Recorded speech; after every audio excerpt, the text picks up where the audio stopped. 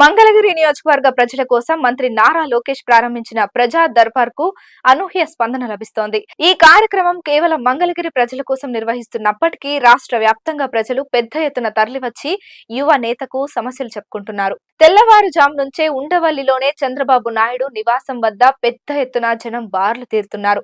ఎటువంటి ఆంక్షలు లేకుండా ప్రజలు నేరుగా లోకేష్ ను కలిసి తమ సమస్యలు చెప్పుకుంటున్నారు. రోజు రోజుకు ప్రజల నుంచి వస్తున్న స్పందన నేపథ్యంలో రాష్ట్రంలోని అన్ని నియోజకవర్గాల్లో ఈ కార్యక్రమాన్ని చేపట్టాలని కొత్తగా ఎన్నికైన ప్రజా ప్రతినిధులు భావిస్తున్నారు. రాష్ట్రం నలుమూలల నుంచి ఎంతమంది వచ్చినా ఓపిగ్గా వారి నుంచి వినతులు స్వీకరిస్తూ లోకేష్ భరోసా ఇస్తున్నారు. తన దృష్టికి వస్తున్న సమస్యలను సంబంధిత శాఖలకు పంపి సాధ్యమైనంత త్వరగా పరిష్కరించాలని ఆయన ఆదేశాలిస్తున్నారు. శనివారం నాడు నిర్వహించిన ప్రజా దర్బార్లోనూ వినతులు వెల్లువెత్తుతున్నాయి.